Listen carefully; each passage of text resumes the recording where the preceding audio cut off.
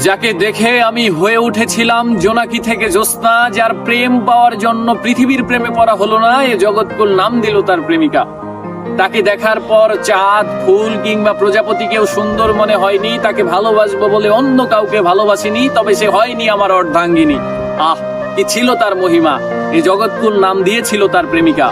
সে তো হারায়নি, বরং আমি হারিয়েছি আমায়। সে বলেছিল ভালোবেসে পাল্টে দেব তোমায় বিচ্ছেদের জামানায়।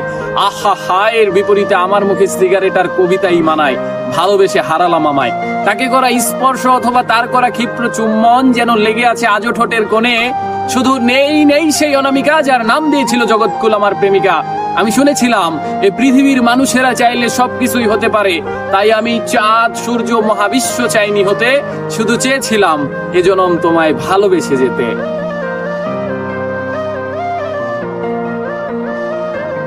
যাকে দেখে আমি হয়ে